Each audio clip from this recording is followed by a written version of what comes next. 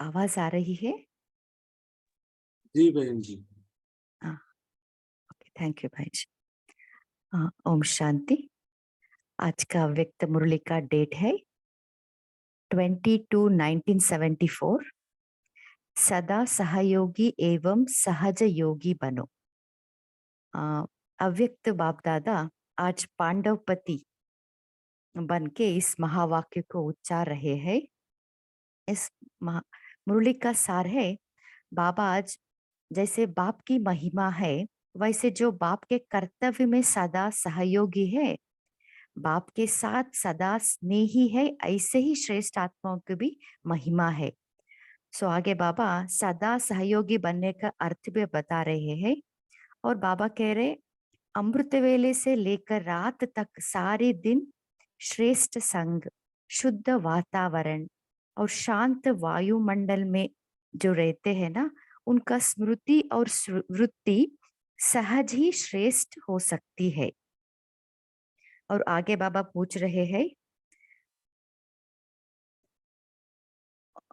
क्या होता है चलते चलते अलबेलापन आ जाता है। सो उसका कारण भी बाबा बता रहे। सो अलबेलापन का कारण है ज्ञान की कमी और पहचान की कमी। इसलिए अब समय के समीपता प्रमाण हमें संपूर्ण ज्ञान स्वरूप बनना है, तभी ज्ञान का फल अनुभव कर सकते हैं। आगे बाबा कर्तव्य के बारे में बता रहे, जैसे किला मजबूत बनाना है, यह पांडवों का ही कर्तव्य है। अगर स्वयं मजबूत होंगे तो किला भी मजबूत होगा। सो इसके लिए रोब है ना, रोब रुकावट डालती है, वो सहज योगी बनने में नहीं देता है।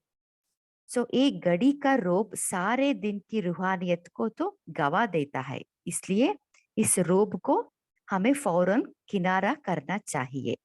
सो रोब है मैं पुरुष हूं ना, इसको हमें परिवर्तित करना है कि मैं आत्मा हूं। सो जब भाई भाई का दृष्टि होता है तब रोब नहीं आएगा। सो बाबा कह रहे रूहानियत से ही हम रोब को समाप्ति कर सकते हैं। इससे ही शास्त्रों में पांडवों का पहाड़ों पर गलना कह गया है। सो शरीर की स्मृति से गलना, गलना माना परिवर्तित होना। सो अभी हम मुरली को विस्तार में सुनेंगे। अव्यक्त बापदादा के कमरे में मधुबन निवासियों से मधुर मुलाकात करते हुए पांडवपति शिव बाबा ने ये मधुर महावाक्य उच्चारे है। सो आज बाप की महिमा है पांडवपति। जैसे बाप की महिमा है, वैसे जो बाप के कर्तव्य में सदा सहयोगी है और बाप के साथ सदा स्नेही है, ऐसी श्रेष्ठ आत्माओं की भी महिमा है। सो बाबा पूछ रहे, जैसे बाप की महिमा है, ऐसे बाप जैसे बाप के कर्तव्य है, उस कर्तव्य में आप सहयोगी हो।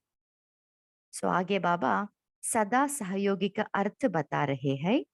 सदा सहयोगी अर्थात हर संकल्प और हर श्वास बाप के कर्तव्य प्रति व्यतीत हो। सो ये अंडरलाइन की बात है।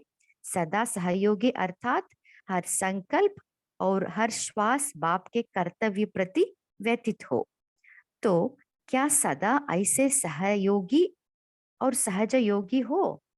विशेष वरदान भूमि के निवासी होने के कारण पुरुषार्थ के साथ साथ अनेक प्रकार का सहयोग प्राप्त है।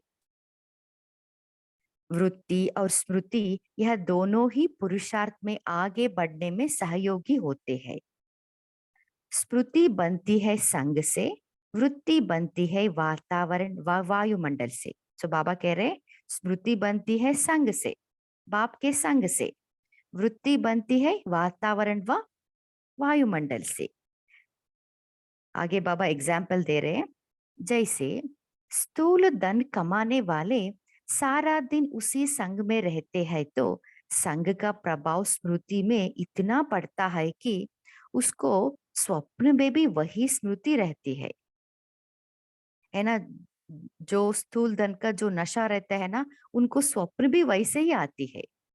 तो आप लोगों को अमृत वेले से लेकर रात तक सारा दिन यही श्रेष्ठ संग है, शुद्ध वातावरण है और शांत वायुमंडल है।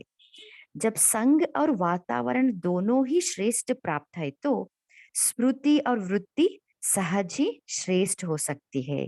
सो बाबा कह रहे, जब बाप का संग है और वातावरण भी शुद्ध है, शांत है, तो सहज ही श्रेष्ठ हो सकती है। ड्रामा में जब यह गोल्डन चांस प्राप्त है तो क्या उसका उतना ही लाभ उठाते हो? सो बाबा पूछ रहे, ये तो सहज ही ड्रामा ड्रामा हमें गोल्डन चांस दे रही है, सो उसका लाभ हम उठा रहे हैं क्या?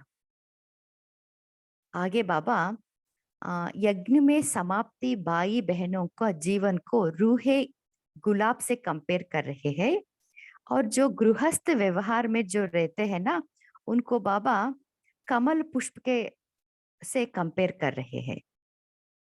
जो बाहर में रहने वाले किचड़े में कमल है, जो गृहस्थ है ना, वो किचड़े में कमल है। आप लोगों को तो कमल से भी श्रेष्ठ रूहानी रूहे और गुलाब बनने का चांस है। सो बाबा कह रहे, जो मधुबन में रहते हैं ना, मधुबन निवासी, उनको तो चांस है, रूहे गुलाब बनने का चांस है। गुलाब का फूल पूजा के काम आता है, अर्थात वह देवताओं को अर्पित किया जाता है।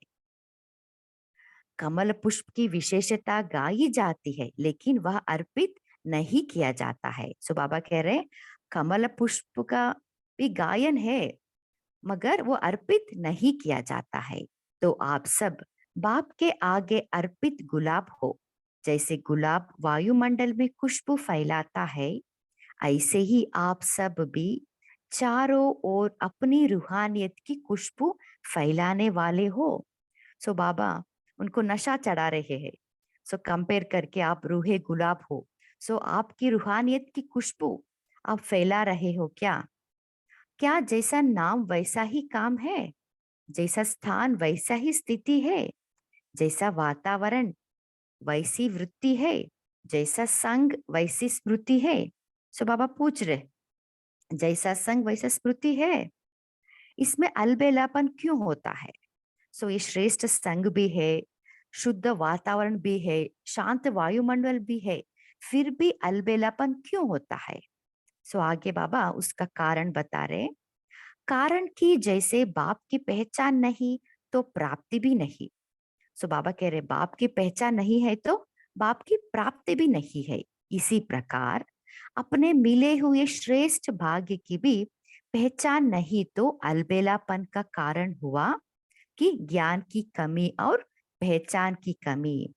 सो बाबा कह रहे, उसका कारण है, अलबेलापन का कारण है ज्ञान की कमी और पहचान की कमी। इसलिए अब समय की समीपता प्रमाण संपूर्ण ज्ञान स्वरूप बनो, तभी ज्ञान का फल अनुभव करेंगे। सो अभी हमें संपूर्ण ज्ञान स्वरूप बनना है, तभी वो ज्ञान का फल हम अनुभव करेंगे। आगे बाबा पांडवों का कर्तव्य के बारे में बाबा कह रहे हैं। पांडवों का किला तो प्रसिद्ध है, किला मजबूत बनाना यह पांडवों का ही कर्तव्य है।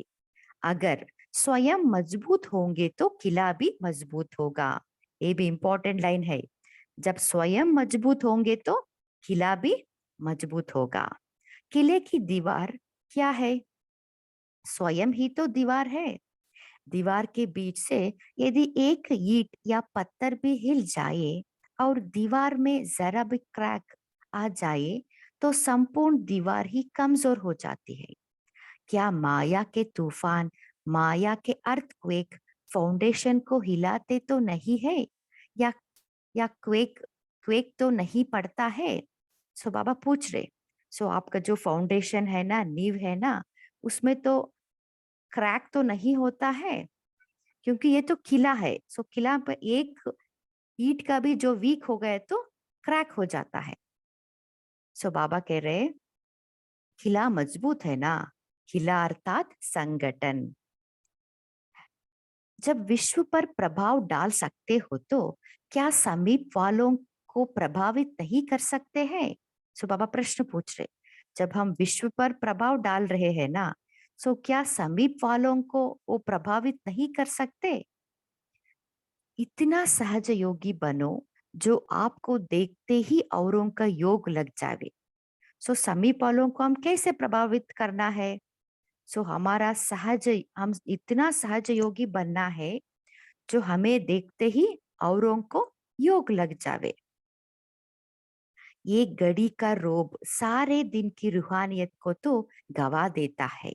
इससे तो फौरन किनारा करना चाहिए। सो बाबा कह रहे, ये घड़ी का रोब भी सारे दिन का रूहानियत को गवा देता है, इसलिए इस रोब को फौरन हमें किनारा करना चाहिए।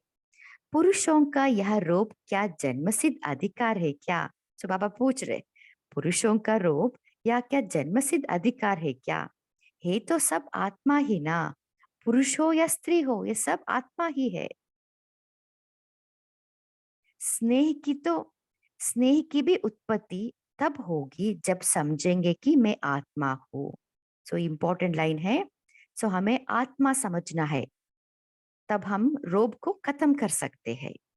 फिर तो भाई भाई की दृष्टि में भी रोब नहीं रहेगा। यह तो कलियुगी जन्म सिद्ध अधिकार है, ना कि ईश्वरीय।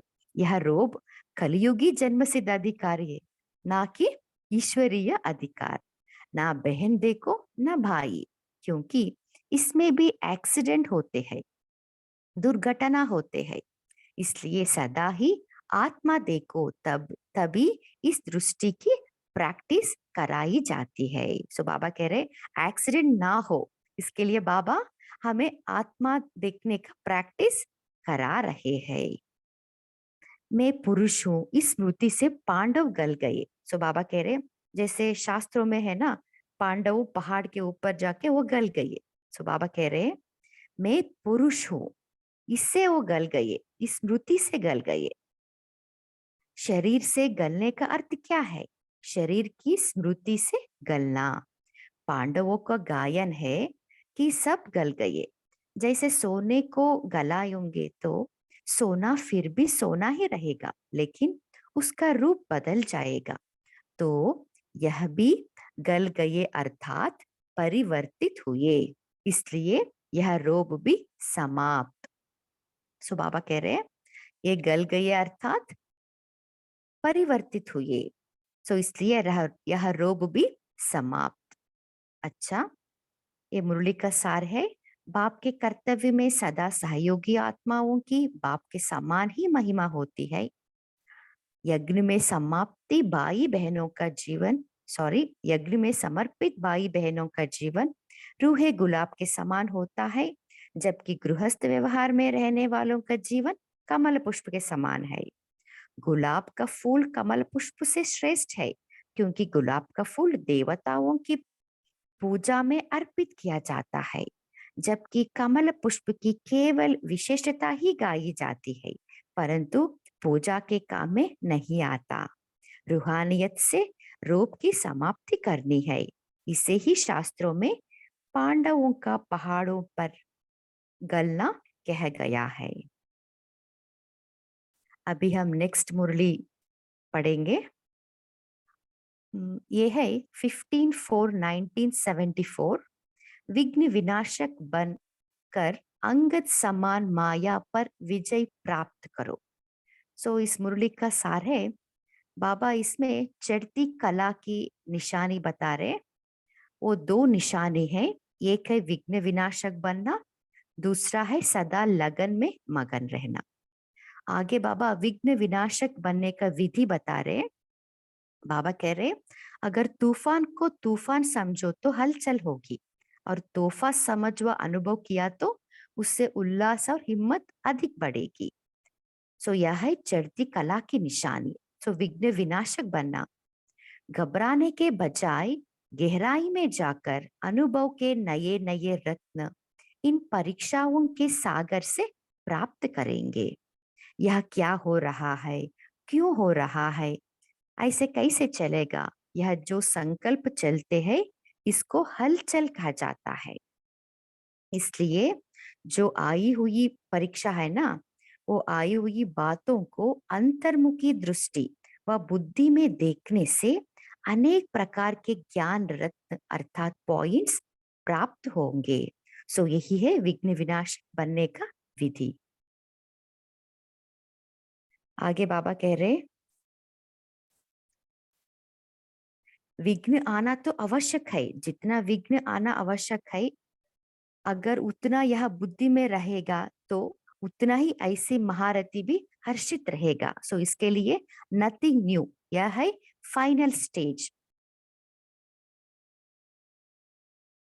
सो आगे बाबा कह रहे, सो सदा लगन में मगन कैसे रहे। सो बाबा कह रहे, कैसा भी परिस्थिति हो, हाँ, मगर चाहे कर्मेंद्रियों की हलचल में आ रहे हो, लेकिन स्थिति नथिंग न्यू की हो। एकाग्र, एकरस, एकांत अर्थात एक रचयिता और रचना के अंत को जानने वाले त्रिकालदर्शी की स्टेज पर हो। आराम से शांति की स्टेज पर उपस्थित रहना, इसको ही लगन में मगन रहना कहते हैं। आगे बाबा कह रहे, अब समय है अति की तरफ बढ़ रहा है। सो अंत का निशानी अति है। सो इसके लिए जैसे प्रकृति समाप्ति की तरफ जा रहे हैं, ऐसे ही संपन्न बनने वाली आत्माओं के सामने भी परीक्षाएं विघ्न आती है।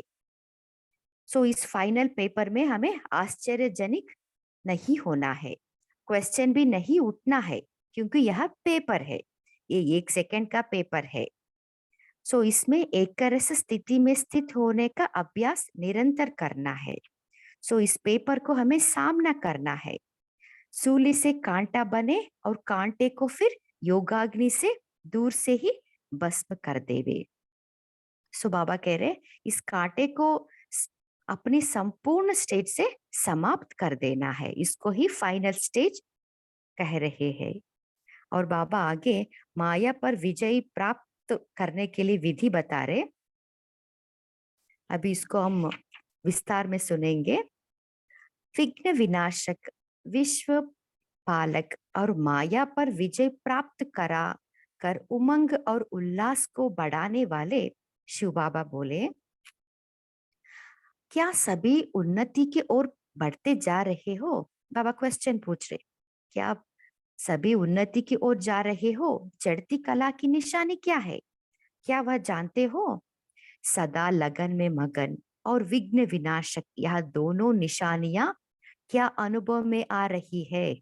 सो यही है दो निशानी, चढ़ती कला की निशानी है सदा लगन में मगन रहना और विघ्न विनाशक बनना। या विघ्नों को देख विघ्न विनाशक बनने के बजाय विघ्नों को देख अपनी स्टेज से नीचे तो नहीं आ जाते हो। क्या अनेक प्रकार के आए हुए तूफान आपकी बुद्धि में तूफान तो पैदा नहीं करते हैं। जैसे कोई के द्वारा तोहफा मिलता है तो बुद्धि में हलचल नहीं होती है, बल्कि उल्लास होता है।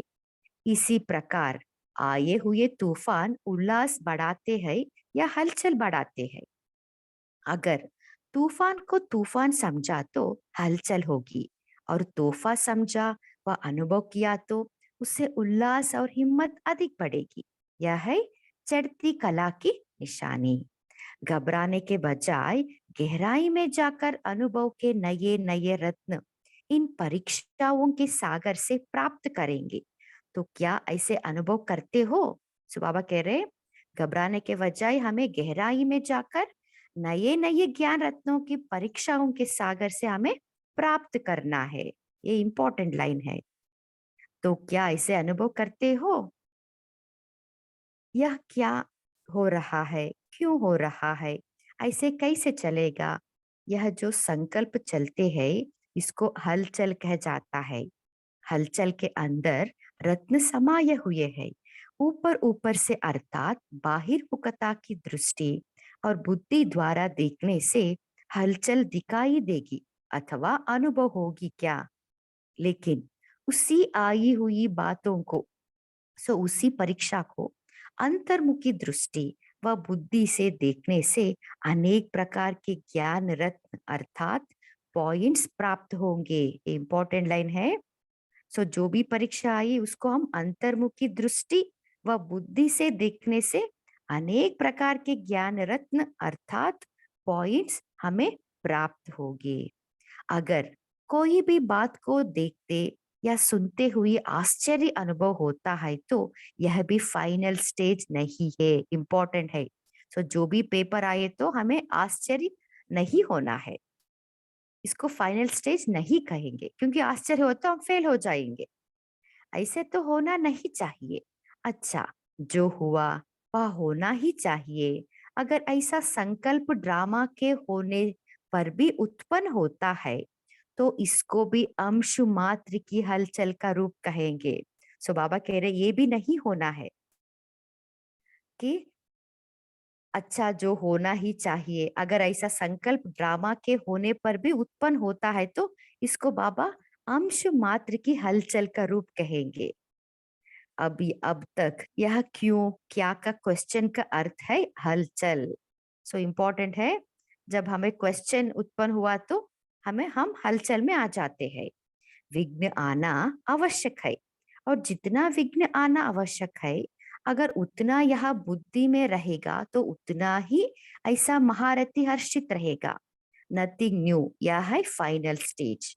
यदि कोई भी हलचल का कर्तव्य करते हो व पाठ बजाते हो तो सागर समान ऊपर से हलचल भले ही दिखाई दे रही हो, अर्थात चाहे कर्मेंद्रियों की हलचल में आ रहे हो, लेकिन स्थिति नथिंग की हो। सो इम्पोर्टेंट लाइन है, हमारा स्थिति नथिंग की होना है।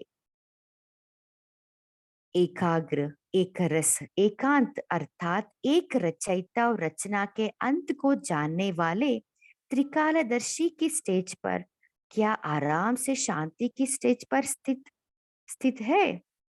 सो बाबा पूछ रहे, सो यही है लगन में मगन रहना।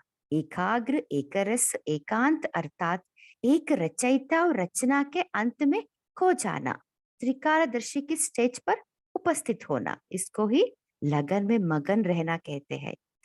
या कर्मेंद्रियों की हलचल आंतरिक स्टेज को भी हिलाती है। जब स्थूल सागर दोनों ही रूप दिखाते हैं तो क्या मास्टर ज्ञान सागर ऐसा रूप नहीं दिखा सकते? यह प्रकृति ने पुरुष से कॉपी की है। आप तो पुरुषोत्तम हो।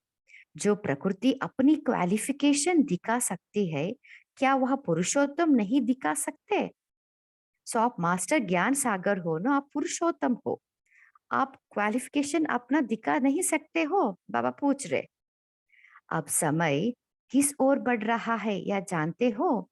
अति की तरफ बढ़ रहा है। सभी तरफ अति दिखाई पड़ रही है। अंत की निशानी अति है। तो जैसे प्रकृति समाप्ति की तरफ अति में जा रही है, वैसे ही संपन्न बनने वाली आत्माओं के सामने अब परीक्षा ये व विघ्न भी अति के रूप में जाएंगे। इसलिए आश्चर्य नहीं खाना है कि पहले यह नहीं था, अब क्यों है, यह आश्चर्य भी नहीं।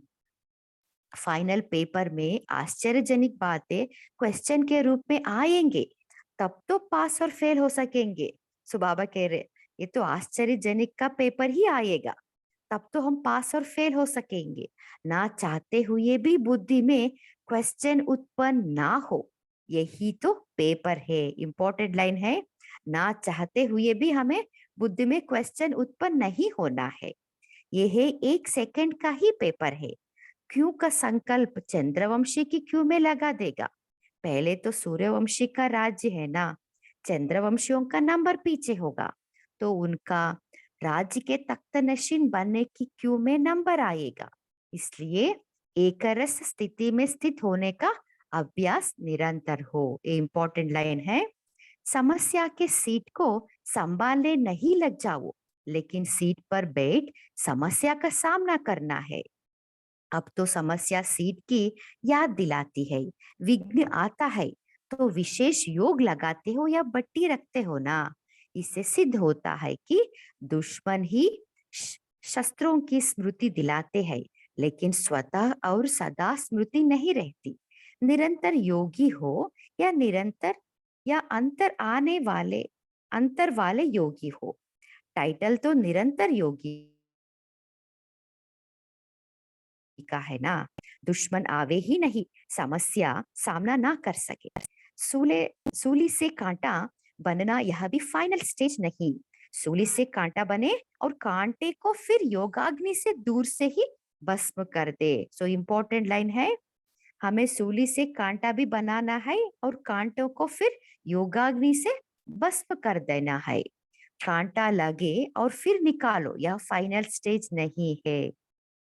कांटे को अपनी संपूर्ण स्टेज से समाप्त कर देना है, यह है फाइनल स्टेज, इंपॉर्टेंट है। कांटे को अपनी संपूर्ण स्टेज से समाप्त कर देना है। ऐसा लक्ष्य रखते हुए अपनी स्टेज को आगे चढ़ती कला की तरफ बढ़ाते चलो। बड़ी बात को छोटा अनुभव करना, इस स्टेज तक महारथी नंबरवार यथाशक्ति पहुंचे है। अब पहुंचना वहां तक है जो कि अंश वंश भी समाप्त हो जाए। इंपॉर्टेंट लाइन है, हमारा अंश वंश भी हमें समाप्त करना है। आप सभी हिम्मत, उल्लास और सर्व के सहयोगी सदा रहते हुए चल रहे हो ना। कलियुगी दुनिया को समाप्त करने के लिए, वह परिवर्तन करने के लिए, माया को विदाई देने के लिए संगठन अर्थात घेराव डाला हुआ है ना। मजबूत घेराव डाला हुआ है, या बीच बीच में कोई ढीले हो जाते हैं, अथवा थक तो नहीं जाते हो, या चलते चलते रुक तो नहीं जाते हो ना आगे बढ़ना ना पीछे हटना, जैसे थे वैसे रहना, वहां पाठ तो पक्का नहीं करते हो। सो बाबा पूछ रहे, ऐसे भी हमें नहीं रहना, चलते चलते हम रुक जाइए, समय धक्का लगावेगा तो चल पड़े, ऐसा सोच जहां के तहां रुक तो नहीं गए हो। किसी की किसी प्रकार के सहारे का तो इंतजार करते हुए खड़े तो नहीं हो गए हो। तो ऐसी स्टेज वालों को क्या कहेंगे? सो जो रुक गए ना, किसी रीजन से रुक गए हैं, सो उस स्टेज वाले को क्या कहेंगे? क्या इसको ही तो अंगद की स्टेज नहीं समझते हो? अगर ऐसे रुक गए तो फिर लास्ट वाले फास्ट चले जाएंगे। जब जब भी पहाड़ों पर बर्फ गिरती है और जम जाती है तो रास्ते रुक जाते हैं। तो फिर बर्फ को गलाने के लिए, उसे हटाने के लिए पुरुषार्थ करते हैं ना। सो बाबा पूछ रहे क्या होता है, चलते चलते हमारा ही कोई अंश वंश, वो पुराने संस्कार हो ना, जो हमें रुकावट बर्फ के समान वो हमारे में जमा होती रहती है। हमारा ही जो रॉन्ग बिलीफ सिस्टम का हो, नेगेटिव इमोशंस का, वो बर्फ के समान जम जाता है ना। योग यहाँ भी अगर बर्फ के माफिक जम जाते हो तो इससे सिद्ध होता है कि योग अग्नि की कमी है। योग अग्नि के तेज करो तो रास्ता क्लियर हो जाएगा। मिली हुई हिम्मत और उल्लास के पॉइंट्स बुद्धि में दौड़ाओ तो रास्ता क्लियर हो जाएगा। सो इम्पोर्टेंट लाइन है, योगाग्नि से और हिम्मत और उल्लास के पॉइंट्स को बुद्धि में दौड़ाने से हमारा जो रास्ता है ना, वो क्लियर हो जाएगा। तो ये है विधि। अब की रिजल्ट में ऐसे आधा ही चल रहे हैं, इसलिए इसको आगे बढ़ाओ। यह रिजल्ट क्या पुरुषोत्तम आत्माओं को अच्छी लगती है क्या? इसलिए ना पुरुषार्थ की गति में अंगत बनो, ना माया से हार खाने के लिए अंगत बनो। अंगत बना स्थिरता, वही नहीं रुक जाना, है ना। और माया से हार खा के वो स्थिति भी हमें स्थिर नहीं करना है। हमें क्या करना है? विजयी बनने के लिए अंगत बनना है। सो माया पर विजयी बनने का अंगत समान हमें बनना है। अच्छा, ऊंचे ते ऊंचा बाप द्वारा पालना लेने वाले, विश्व की पालना करने वाले, विष्णु कुल की श्रेष्ठ आत्मा ये, प्रकृति को परिवर्तन करने वाली पुरुषोत्तम आत्मा ये, विश्व के आगे साक्षात्कार मूर्त प्रसिद्ध होने वाली आत्मा ये, और योगी तो आत्माओं के प्रति बाप दादा का याद प्यार और गुड मॉर्निंग। हम बच्चों के प्रति पांडवपति शिव बाबा को भी याद प्यार और नमस्ते नमस्ते नमस्ते। ओम शांति।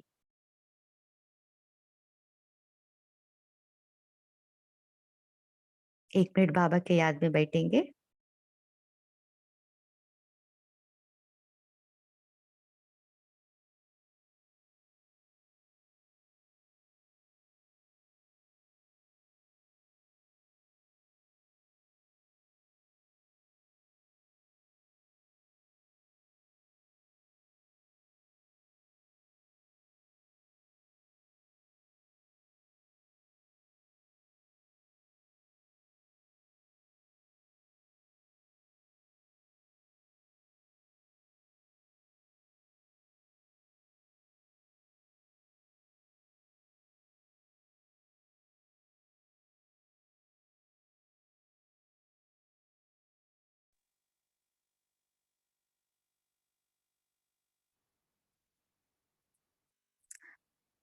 ओम शांति।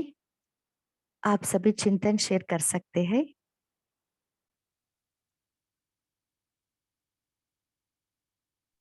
ओम शांति। Good morning everyone.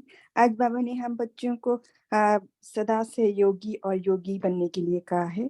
सदा से योगी बाबा बोले वो बच्चे बन सकते हैं जिनका हर संकल्प हर श्वास बाप के कर्तव्य के प्रति हो। ये है सदा से योगी बनने की निशानी। फिर बाबा सदा सहयोगी बनने की भी निशानी बता रहे हैं।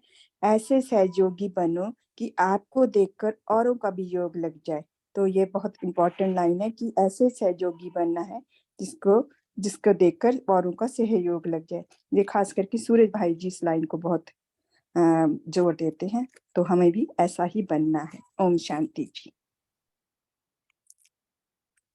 हाँ जी, बोलिए नमिता सिस्टर। ओम शांति दीदी। आज बाबा ने कहा हमारा स्थिति को ऐसे बनाना चाहिए जैसे कोई बात को हलचल स्थिति में आने नहीं देना। सिर्फ लगन एक बाबा का याद में रहना है, तो यह हमारा चढ़ती कला का आधार बन जाए। तो कोई भी विघ्न आए तो उसमें हलचल में नहीं आना है, लेकिन विघ्न विनाशक बन के उस विघ्न को सहज से पार करना है। क्योंकि चढ़ती कला की निशानी है सदा लगन में मगन रहना और विघ्न विनाशक बनना। तूफान को तोहफा समझना, एकाग्र एक रस एकांत अर्थात एक रचयिता को रचना के अंत को जानने वाले त्रिकालदर्शी की स्टेज पर स्थित होना। तो बाबा ने कहा समस्या आना माना हमारा स्थिति को याद दिलाती है। माना समस्या हमारे तरफ आना माना हमारा स्थिति को हमको याद दिलाती है। जब हम एक रस स्थिति में रहने का अभ्यास निरंतर जारी रखेंगे तब हम समस्या को सहज से पार कर पाएंगे। तो समस्या आना माना हमारा पुरुषार्थ की गति को आगे बढ़े। ओम शांति। हाँ जी, बोलिए रीमा सिस्टर। ओम शांति। आज प्यारे बाबा ने हमें चढ़ती कला की निशानी फाइनल स्टेज के बहुत अच्छे अच्छे पॉइंट्स बताए हैं। पहला तो बाबा ने कहा कि सदा लगन में मगन रहो बाबा की, तो फिर कैसी परिस्थिति होगी आप विघ्न विनाशक बन जाओगे।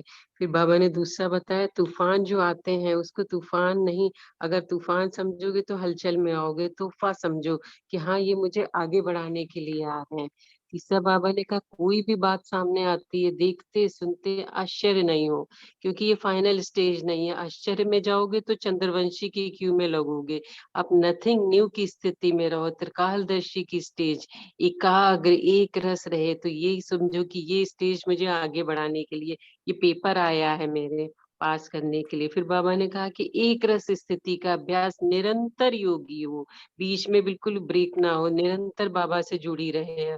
फिर बाबा ने कहा कि सूली से कांटा, क्योंकि जिसे कहते हैं ना कि ये पहाड़ समान सूली से काटी परिस्थिति हो गई, बाबा ने कहा कांटा होगा। बाबा ने कहा अगर अंश होगा तो फिर वो वंश बन जाता है, तो इसलिए बाबा ने कहा कि कांटे को भी योग अग्नि से दूर से भस्म करो, और बड़ी बात जो भी आती है उसको छोटा अनुभव करो, और सदा हिम्मत उल्लास और सर्व के सहयोगी सदा रहो। आज भी बाबा ने साकार मुरली में बताया है कि जो सदा हिम्मत और उल्लास में रहेंगे तो धन स्वतः ही आएगा, और आपको सफलता भी मिलेगी और सर्व का सहयोग भी मिलेगा। ओम शांति।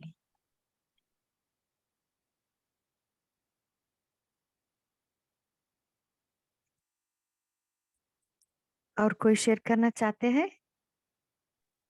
ओम शांति। हाँ जी। मैंने कहा कि फाइनल पेपर में आश्चर्यजनक बातें क्वेश्चन के रूप में आएंगी, तब तो पास और फेल हो सकेंगे। न चाहते हुए भी बुद्धि में क्वेश्चन उत्पन्न न हो, यही तो पेपर है। और बाबा ने कहा कि पेपर 1 सेकेंड का होता है, तो हमें एक रस स्थिति में स्थित होने का अभ्यास निरंतर होना है, और समस्या के सीट को संभालने नहीं लग जाना है। तो बाबा ने कहा कि लेकिन सीट पर बैठ समस्या को हमें सामना करना है। ओम शांति। हाँ जी, ओम बोलिए शांति। हाँ हाँ, जी। ओम शांति। बाबा ये कहिए जैसे संघ में रहते हैं तो ऐसा संघ का प्रभाव स्मृति पर पड़ता है। सारे दिन कोई बिजनेस करता है तो सारे दिन इसको स्मृति में रहता है कि धंधे के बाबत में, तो ऐसा ही स्वप्न में भी इसको ये आता है। तो बाबा ये कहना चाहते हैं कि जैसे वातावरण में रहते हो, अच्छे संघ के वातावरण में रहते हो तो अच्छी स्मृतियां रहती है सारे दिन। और बाबा एक कमल पुष्प और गुलाब के फूल के बाबत में किया।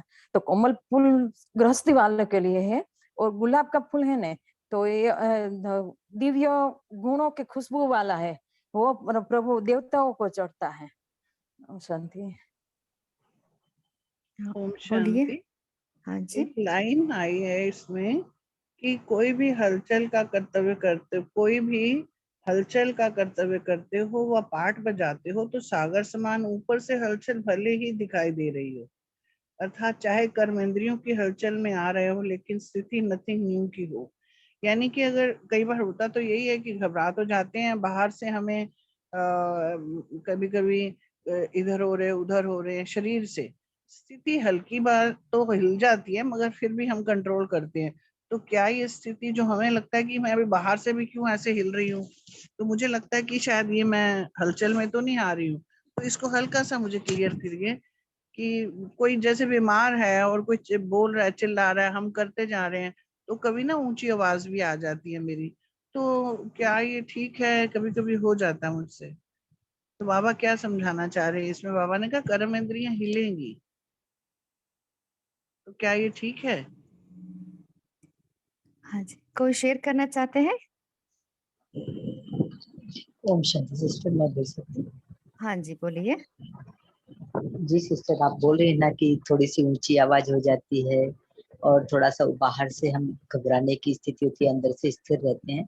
तो ये स्थिति भी आपकी स्थिति बाबा की श्रीमत अनुसार बन तो रही है, लेकिन अभी इस पर थोड़ा सा और एकाग्र होना है और भी अटेंशन देना है। जितना अटेंशन देंगे धीरे धीरे जो बाहर का जो आपका आवाज ऊंचा होना है या बाहर से थोड़ी सी घबराहट या हिलने की निशानी है, ये भी धीरे धीरे बाबा से योग लगाकर कम करना है।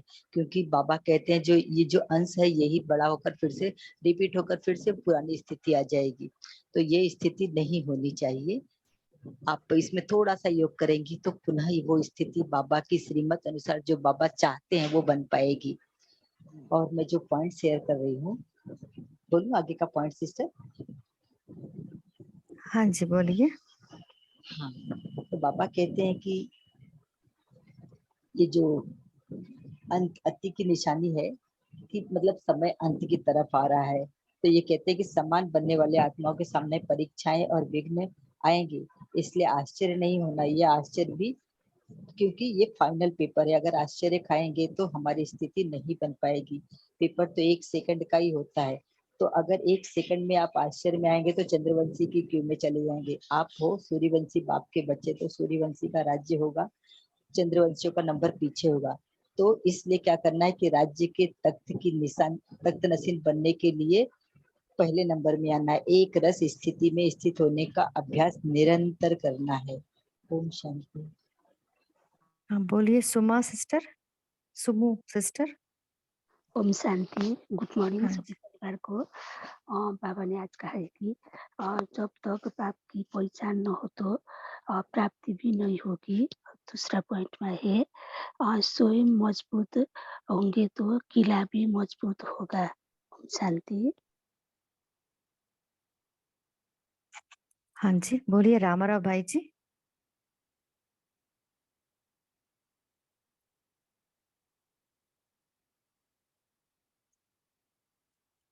और कोई शेयर करना चाहते हैं? ओम शांति। प्रदावन टाइम हो गया है, अब यहीं पे हाँ जी। रुक जाते हैं। हाँ जी। पोल लॉन्च कर रहे हैं, फिर उसके बाद आप होमवर्क और योग का। Thank you.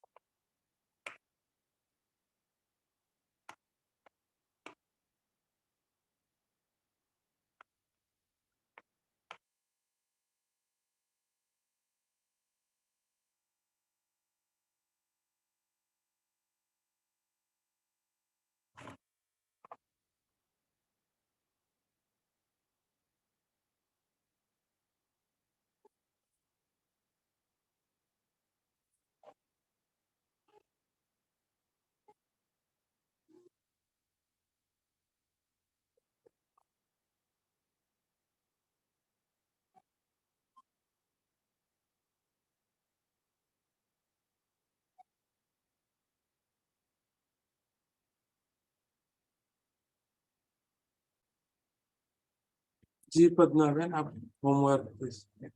हाँ जी। ओम शांति।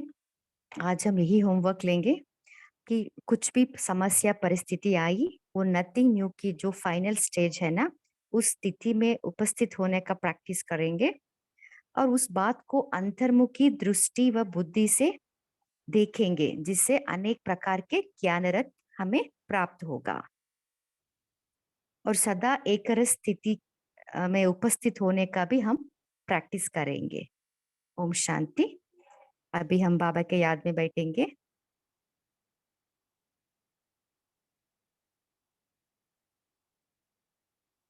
मन बुद्धि को एकाग्र कीजिए। अपने आप को परम धाम में शिव बाबा के सामने इमर्ज कीजिए।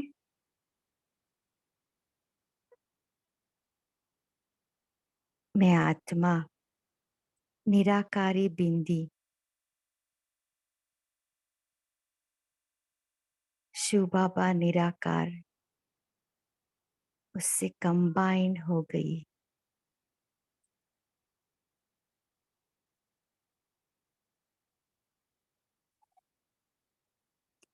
शिव बाबा सत्यम शिवम सुंदरम है। उसी सुंदरता को मैं अनुभूति कर रही हूँ।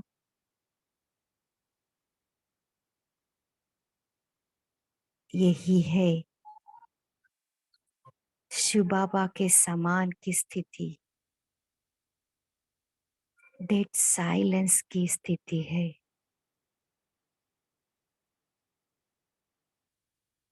चिंतन मुक्त स्थिति है।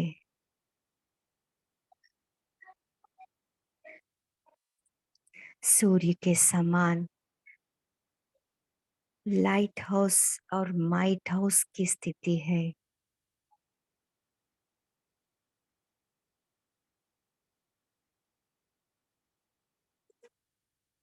इसी स्थिति को अनुभव करते हुए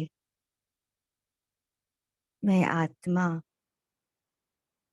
निर्भय बन रही हूँ, निश्चिंत हो रही हूँ।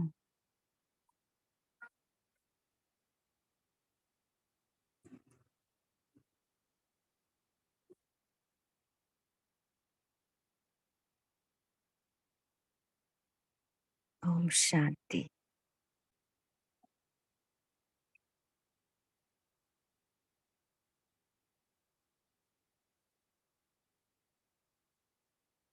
ओम शांति। Have a good day. ओम शांति। Thank you. Thank you, thank you पद्मावन। For all Thank thank you. You. Good morning. ओम शांति। धन्यवाद दीदी, धन्यवाद भाई। ओम शांति Have a बाबा। good day. शांति। Thank you.